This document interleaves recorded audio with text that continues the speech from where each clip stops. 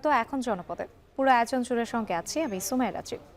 টঙ্গী তুরাগ তীরে বিশ্ব ইজতেমার প্রথম পর্বে জুমার নামাজে অংশ নেন অন্তত 10 লাখ মুসল্লি। নামাজ শেষে বিশ্ব শান্তি ও আল্লাহর নৈকট্য লাভের আশায় করা হয় দোয়া। এর আগে ভোর থেকে খিত্তায় খিত্তায় চলে তালিম, বয়ান, আমল ও জিকির। ইজতেমার প্রথম পর্বে অংশ নিয়েছেন 41টি জেলার মুসল্লিরা, আছেন 75টি দেশের মেহমানরাও। গাজীপুর থেকে জাবেদ আব্দুল্লাহর প্রতিবেদন। দেখে মনে হবে সব পথ এসে মিলেছে বিশ্ব ইজতেমার ময়দানে। এদিন ঢাকাসহ 41টি জেলার তাবলিগ জামায়াতের মুরব্বী ও সাথীরা ইজতেমার মাঠে নিজ নিজ খিমা ও খিত্তায় আমলে বসেন। প্রথম পর্বের প্রথম দিনে ফজরের নামাজের পরপরই হালকা বয়ান শুরু করেন মাওলানা জিয়াউল হক। চলে জিকির ও দ্বীনি আলোচনা। ইজতেমায় আগত মুসল্লিরা জানান, মানব জীবনে মুক্তির লক্ষ্যে দ্বীনের দাওয়াত দেওয়া ও গ্রহণ করা নবুয়তি কাজ। আখিরাত কামানোর জন্যই আমরা সবাই আসছি। ওলামা ইকরামের ইজতেমা, ওলামা ইকরামকে মহব্বত করি, এই জন্য লক্ষ লক্ষ মানুষ দেখেন। উখরবি জীবন কিভাবে সুন্দর হবে সেটা শিক্ষা দেওয়ার জন্য একজন আল্লাহবুলা মানুষ এখানে আসে। দুপুর হওয়ার আগে 160 একর ময়দান ছাপিয়ে ধর্মপ্রাণ মুসল্লিরা জুমার নামাজে অংশ নিতে অবস্থান নেন আব্দুল্লাহপুর, উত্তরা, ঢাকা, ময়মনসিং রোড, টঙ্গী ব্রিজ, কামারপাড়া, চেরাগালি ও গাজীপুরের আশপাশের এলাকায়।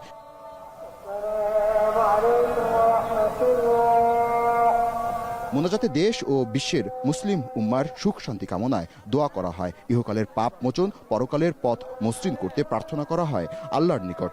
এখানে আসার পরে যখন বয়ান শুনে মানুষ তখন একটা সিদ্ধান্ত গ্রহণ করে যে না, আমি আমার জিন্দিগির ভুলে বালি ছিল, এখন আমাকে পরিশুদ্ধ করতে হবে। পুরো পৃথিবীতে শান্তি বর্ষিত হয়, এই জন্য এই মজমা।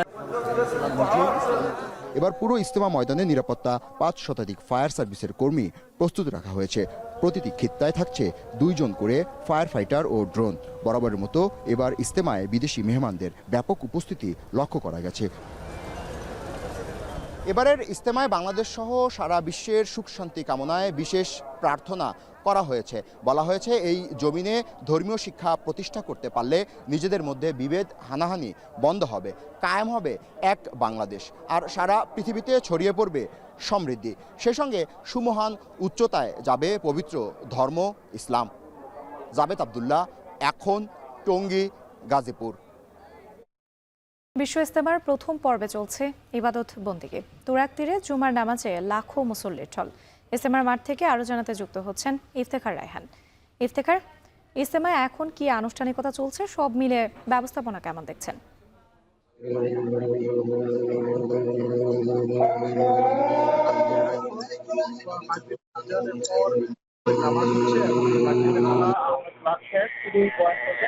এবং শুধু ইজতেমায় যারা আগত রয়েছেন তাদেরকে বিভিন্ন ধরনের যে ইসলামের যে মূল বিষয়গুলো রয়েছে, নামাজ, সালাম, রোজা কিংবা তাবলীগের যে দাওয়াতের কাজ কিভাবে করতে হবে সে বিষয়ে বিভিন্ন ধরনের দিক নির্দেশনা দিবেন। এবং এই ইজতেমাকে ঘিরে কিন্তু আমরা দেখেছি যে আজকে যেহেতু জুমার নামাজ আদায় হয়েছে, সেক্ষেত্রে কিন্তু আমরা দেখেছি সকাল থেকেই মুসল্লিরা ইজতেমা ময়দানে আসছিলেন এবং এখনো কিন্তু মুসল্লিদের যে ঢল ইজতেমামুখী, সেই ঢল কিন্তু এখনো কিন্তু রয়েছে। এবং ইজতেমার যে পুরো ইজতেমা ময়দানের 160 একরের যে এলাকাটি রয়েছে, পুরো এলাকাটির আশপাশের এলাকায় এখন কিন্তু ধর্মীয় উৎসবের ধর্মীয় একটি আবহ তৈরি হয়েছে। টুপি পাঞ্জাবি পরিহিত লোকের সমাগম এখানে দেখা যাচ্ছে। এবং আমরা দেখছিলাম যে এই ইজতেমাকে সফল করার জন্য জেলা প্রশাসন, সিটি কর্পোরেশন এবং পুলিশ কমিশন সহ সকল প্রত্যেকটি সেক্টরে কিন্তু নিজ নিজ উদ্যোগে কিন্তু নানা ধরনের যে ব্যবস্থা সেগুলো কিন্তু রেখেছেন। কিছুক্ষণ আগে আমরা দেখেছিলাম সন্ধ্যার আগে যেহেতু সুবিশাল একটি ময়দান এবং এই ময়দানে আগত মুসল্লিদের যেন মশার উপদ্রব থেকে যেন রক্ষা পায়, সেজন্য সিটি কর্পোরেশনের পক্ষ থেকে সবাই মিছিল দিয়ে এখানে মসজিদ নিজের কার্যক্রম করা হচ্ছে। এবং পাশাপাশি এখানে ফায়ার সার্ভিসের কর্মীরা প্রস্তুত রয়েছে যে কোনো ধরনের রান্না কিংবা কয়েল জ্বালানোর কোনো আগুন থেকে যেন কোনো ধরনের অগ্নিকাণ্ড সৃষ্টি না হয়, সেজন্য ফায়ার সার্ভিসের কর্মীরা কিন্তু এখানে প্রস্তুত রয়েছেন। পাশাপাশি এখানে জেলা প্রশাসনের পক্ষ থেকে কিন্তু জেলা প্রশাসনের কর্মকর্তারা রয়েছেন। এবং আমরা এখন পর্যন্ত যেটি জানতে পেরেছি, এবারের ইজতেমার প্রথম ধাপে 2 জন মুসল্লির মৃত্যু হয়েছে এবং এখন পর্যন্ত দেশি বিদেশি মুসল্লি প্রায় 5 থেকে 10 লাখ মুসল্লির সমাগম হয়েছে বলে ইজতেমার আয়োজক কমিটি জানিয়েছেন। এর মধ্যে শুধুমাত্র বিদেশি মেহমানের সংখ্যায় 2500 ছাড়িয়েছে বলে আমাদেরকে জানানো হয়েছে। সবকিছু মিলিয়ে বলা যায় যে ইজতেমাময় যে আনুষ্ঠানিকতা সেটি কিন্তু পুরোদমে চলছে। আজকের পর অর্থাৎ আগামীকাল শনিবার এবং রোববার দিন আখিরি মুনাজাতের মাধ্যমে ইজতেমার প্রথম পর্ব শেষ হবে। এরপরে 3 তারিখ থেকে 3, 4, 5 এই 3 দিন হবে সূরা নেজামের অধীনে ইজতেমার যে দ্বিতীয় পর্ব সেটি। এরপরে কিন্তু আখিরি মুনাজাত হবে, অর্থাৎ প্রথম ধাপে কিন্তু 2টি আখিরি মুনাজাত হবে এবং 2টি আখিরি মুনাজাতের মধ্যে দিয়ে সূরা নেজামের যে ইজতেমা সেটি কিন্তু সম্পন্ন হবে। এরপরে আগামী 14 তারিখ থেকে মাওলানা সাদ সাহেবের অনুসারীদের ইজতেমার আয়োজন করার কথা রয়েছে, তবে সেটি এখনো নিশ্চিত নয়, কারণ সেখানে কিন্তু একটি শর্ত সাপেক্ষে তাদেরকে ইজতেমা করার জন্য। বাংলাদেশ জামায়াতে ইসলামের নায়েবে আমির ডাক্তার আব্দুল্লাহ মোহাম্মদ তাহের বলেছেন, ভারতের প্রভুত্বের রাজনীতি বাংলাদেশের জনগণ আর চলতে দেবে না। সকালে কুমিল্লার শ্রীপুর ইউনিয়নের একটি মাদ্রাসায় ছাত্রদের পাগড়ি প্রদান অনুষ্ঠানে তিনি এসব কথা বলেন। আমাদের প্রতিবেশী দেশ আমাদেরকে খুব ভালোবাসে, সেই জন্য যখন বর্ষা আসে বাঁধ খুলে দিয়ে সকল পানি আমাদের দিকে ঠেলে দেয়, আর যখন শুষ্ক মৌসুম আসে তখন আমাদের নদীগুলিকে শুকিয়ে চর বানিয়ে ফেলে। আমাদেরকে কি ভালোবাসে? আমাদের দেশে গণতন্ত্র থাকুক তারা এটা চায় না। এই জন্য তাদের নিজস্ব লোক দালাল তৈরি করে ভোটবিহীন নির্বাচন দিয়ে অন্যায়ভাবে ক্ষমতায় রাখার জন্য ভোট ছাড়াই নির্বাচন 4টে হলে 5টায় তারা স্বীকৃতি দিয়ে দেয়। চট্টগ্রামে জলাবদ্ধতা প্রকল্পে খাল খননের নামে অনিয়ম, দুর্নীতি ও বিপুল পরিমাণ অর্থ লুটপাট হয়েছে বলে জানিয়েছেন শিল্প উপদেষ্টা আদিলুর রহমান। সকালে এই প্রকল্পের কাজ পরিদর্শন শেষে এমন মন্তব্য করেন তিনি। শিল্প উপদেষ্টা বলেন, লুটপাট ও সমন্বয়হীনতায় কাজে প্রত্যাশিত অগ্রগতি হয়নি। এ কারণে কয়েক বছর ধরে চলা এই প্রকল্পের কোনো সুফল বন্দর নগরের মানুষ পায়নি বলেও মন্তব্য করেন তিনি। চট্টগ্রামের জলাবদ্ধতা প্রকল্পের অগ্রগতি ও কার্যক্রম নজরদারি করতে 4 উপদেষ্টাকে দায়িত্ব দিয়েছেন প্রধান উপদেষ্টা। তার অংশ হিসেবে শুক্রবার চট্টগ্রাম নগরের বিভিন্ন খাল ঘুরে দেখেন তিনি। এ সময় মেয়র বলেন, কোনো জায়গায় খাল খননে ব্যক্তিগত সুবিধা দেওয়া হয়েছে, এতে পরিবর্তন হয়েছে খালের গতিপথ।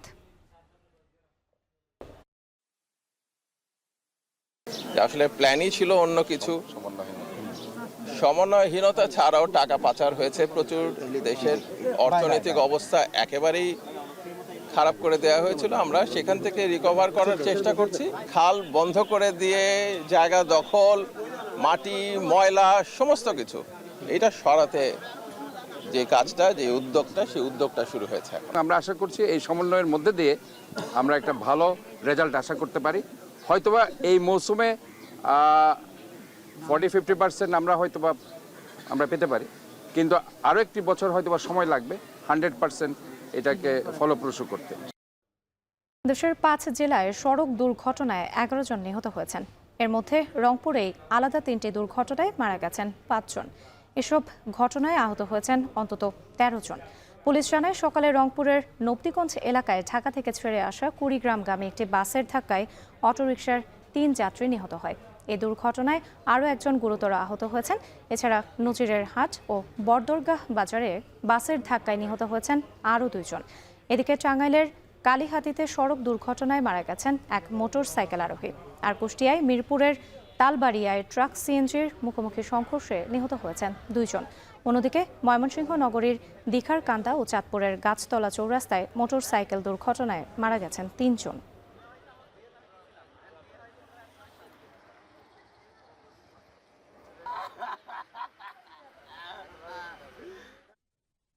খুলনার রূপসা নদীতে রেল ব্রিজের পিলারের সাথে সিমেন্টের কাঁচামালবাহী জাহাজের ধাক্কা লেগেছে।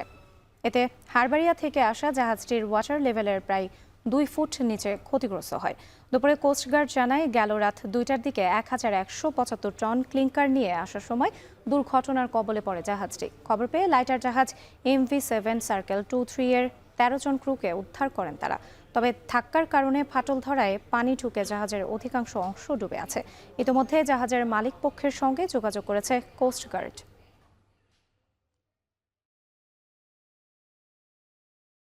1 সেপ্টেম্বর থেকে জানুয়ারি পর্যন্ত কাপ্তাই হ্রদের আহরিত মাছ থেকে শুল্ক বাবদ 13,40,00,000 টাকা রাজস্ব আদায় হয়েছে। হ্রদে রুই, কাতল, বোয়াল, চিতল, আইড়, পাবদা সহ 80 প্রজাতির মাছ রয়েছে। তবে মৎস্য অবতরণ ঘাটগুলোতে আনা হয়েছে মাছের প্রায় 95% চাপিলা ও কাচকি। এসব মাছ আনা হয় রাঙামাটি সদর, কাপ্তাই, মারিশা ও মহালছড়ি এই 4টি মৎস্য অবতরণ ঘাটে। চাপিলার কাচকি মাছে কেজি প্রতি শুল্ক আদায় হয় 22 টাকা, আর বড় মাছের ক্ষেত্রে শুল্ক 42 টাকা। পুরো মৌসুমে 16.5 কোটি টাকার রাজস্ব আদায়ের লক্ষ্য নির্ধারণ করেছে মৎস্য উন্নয়ন কর্পোরেশন।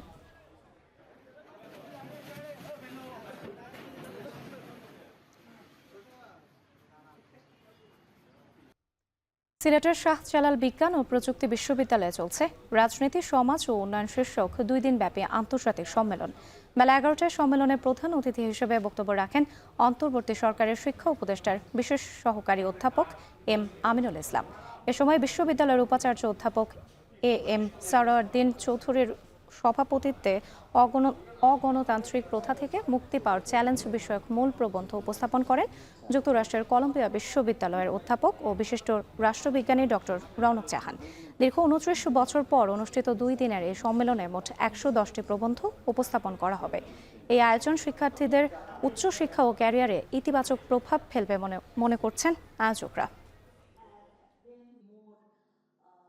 সাপ্তাহিক ছুটির দিনে দেশের পর্যটন কেন্দ্রগুলোতে ভিড় বেড়েছে পর্যটকদের। সকাল থেকে বিভিন্ন দর্শনীয় স্থান ঘুরে দেখছেন দর্শনার্থীরা।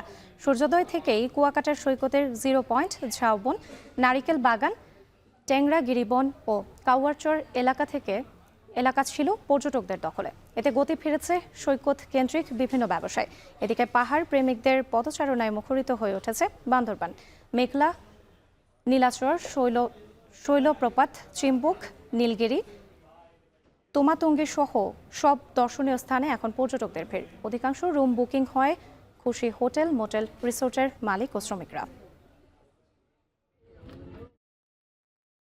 আজই শেষ হচ্ছে চলতি মৌসুমে সেন্ট মার্টিন ভ্রমণের সুযোগ। ডিসেম্বর ও জানুয়ারিতে প্রবাল দ্বীপটিতে পর্যটকদের ভ্রমণের সুযোগ রাখা হলেও 1 ফেব্রুয়ারি থেকে আবারও ভ্রমণে নিষেধাজ্ঞা দেওয়া হয়েছে, যার প্রভাব পড়বে পর্যটন কেন্দ্রিক ব্যবসা বাণিজ্যে। এর ফলে উদ্বিগ্ন দ্বীপের বাসিন্দা, ব্যবসায়ী ও বিনিয়োগকারীরা। আরও জানাচ্ছেন মনতোষ বেতক্য। বঙ্গোপসাগরের বুকে দেশের একমাত্র প্রবাল সমৃদ্ধ দ্বীপ সেন্ট মার্টিন। দ্বীপের মায়াবী সৌন্দর্যের টানে প্রতি বছর ছুটে যান হাজারো পর্যটক। গত কয়েক দশকে পর্যটন নির্ভর হয়ে পড়েছে তাদের জীবিকা। ইতোমধ্যে দ্বীপটিতে গড়ে উঠেছে 1.5 শতাধিক হোটেল ও রিসোর্ট। তবে চলতি মৌসুমে সরকারি বিধিনিষেধে গত 1 ডিসেম্বর থেকে প্রতিদিন দ্বীপে যাওয়ার সুযোগ পেয়েছেন মাত্র 2000 পর্যটক। তবে সেই সুযোগও বন্ধ হচ্ছে শনিবার থেকে, ফলে উদ্বিগ্ন ব্যবসায়ীরা। গত বছরের ব্যবসায়িক অবস্থা আর এবছরের ব্যবসায়িক অবস্থা খুবই খারাপ। আমাদের দাবি ছিল সেই নভেম্বরের প্রেক্ষিতে ফেব্রুয়ারিটা অন্ততপক্ষে আমাদেরকে উন্মুক্ত করে দেওয়া হোক। সংশ্লিষ্ট ব্যবসায়ীদের 2 মাসের অল্প আয় দিয়ে বাকি 10 মাস পরিবার পরিজন নিয়ে চলা, সার্ভাইভ করা খুবই কঠিন হয়ে পড়বে। ডিসেম্বর ও জানুয়ারিতে 2000 পর্যটকের ভ্রমণ ও রাত্রি যাপনের সুযোগ রাখা হয়, কিন্তু 1 ফেব্রুয়ারি থেকে দ্বীপটিতে ভ্রমণে নিষেধাজ্ঞা আবারও বলবৎ হবে বলে জানালেন জেলা প্রশাসক। সরকারের যে সর্বশেষ যে নির্দেশনা সেই অনুযায়ী 31 জানুয়ারি পর্যন্ত তারা সেন্ট মার্টিনে যেতে পারবেন। এ যাবৎ পর্যন্ত আমরা নির্দেশনা পেয়েছি। যদি দ্বীপবাসীর এরকম কোনো চাহিদা থাকে, যদি তারা আমাদের মাধ্যমে সরকারকে জানাতে চান, জেলা প্রশাসনের মাধ্যমে তারা জানাতে পারেন। সেন্ট মার্টিনের 8 বর্গ কিলোমিটার আয়তনের ছোট দ্বীপে বাস করেন প্রায় 10,000-এর বেশি মানুষ। এখন কক্সবাজার। শেষ করছি এখন জনপদে। এখন টেলিভিশন ওয়েবসাইটে দেখতে ভিজিট করুন www.ekon.tv। এছাড়া ফেসবুকে দেখতে ভিজিট করুন facebook.com/tv.ekon এবং ইউটিউবে এখন টেলিভিশন দেখতে ভিজিট করুন youtube.com/c/ekontv।